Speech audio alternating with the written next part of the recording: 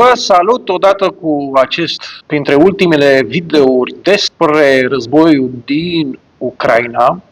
Vreau să fac cumva tranziția către problemele noastre actuale, respectiv acuzațiile pe care noi, dizidenții politici, le-am primit cum că am fi susținători ai războiului lui Putin.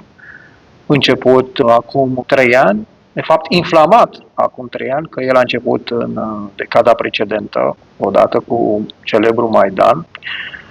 Și sunt câțiva dizidenți, într-adevăr, foarte importanți.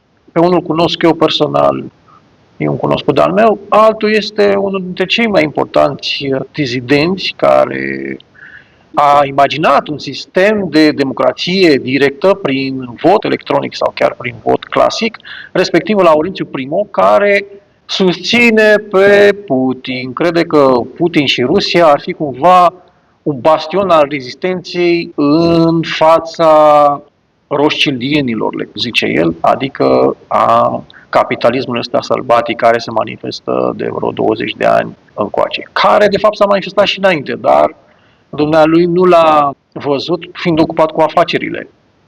Afaceri oneste de altfel, dar pe timpul ăla nu era atât de implicat. În ceea ce mă privește, eu l-am văzut și am văzut părțile negative și înainte de anii 2000. Și iată că pe el cumva prin manipulare, că nu-l pot suspecta de altceva, pe dumnealui a reușit să-l atragă în zona asta. Și iarăși mai am un amic care iarăși e susținător al lui Putin. Eu nu mă așteptam în 2023 să existe nici măcar unul, dar uite că s-a gândit la așa ceva, aparatul ăsta de dezinformare, din moment ce a reușit pe niște oameni onești să-i transforme, iată, în susținători ai inflamării războiului. Da, indiferent de ce argumente sunt acolo, și probabil că o să fac un video în viitor pentru așa ceva.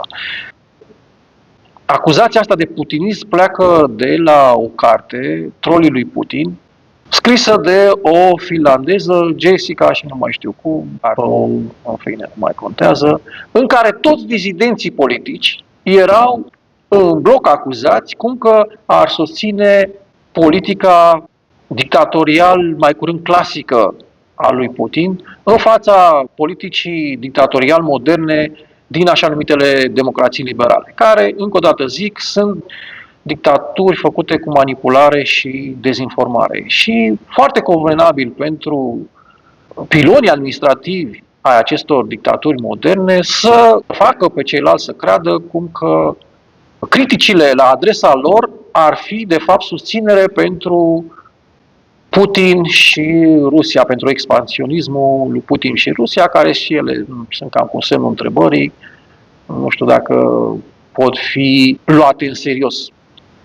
Eu am făcut pe celălalt cont, pe Gabriel Baldoin, la un moment dat un video despre cum, în mod absurd, disidenții politici sunt acuzați de putinism de către cei pe care până acum vreo 6-7 ani, ceva de genul ăsta, noi, disidenții politici, îi acuzam de putinism și când mari lideri ai lumii occidentale se întâlneau cu Putin și am făcut acolo, am pus câteva poze în care nu părea niciun fel de critică la adresa putinismului în momentul ăla. Și iată că în momentul de față noi am ajuns să fim criticați, ceea ce este până la urmă o transformare a retoricii din anii 2000 a lui George Bush, cum că cine nu e cu noi e împotriva noastră în începerea războiului din Afganistan și Irak.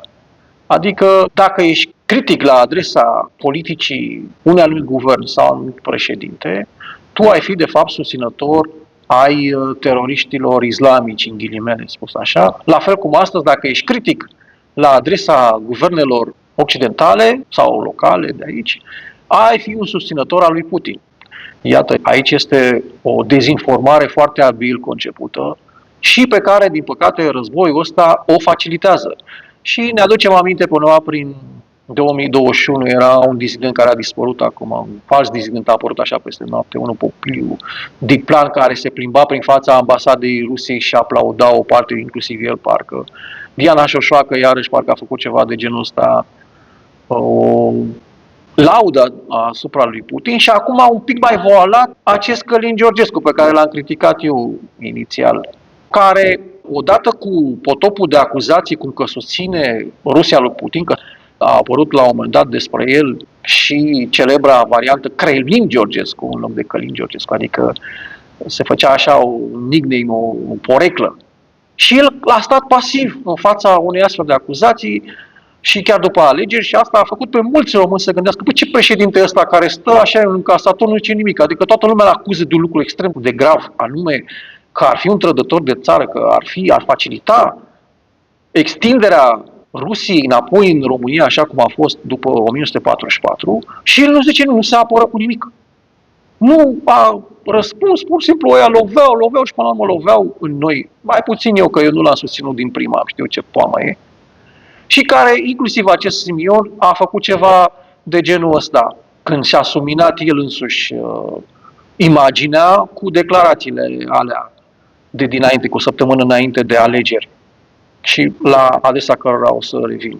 Deci iată că acest război are și această funcție respectiv de a denigra pe dizidenții politici, de a identifica cu susținătorii Rusiei și a lui Putin. O zi faină.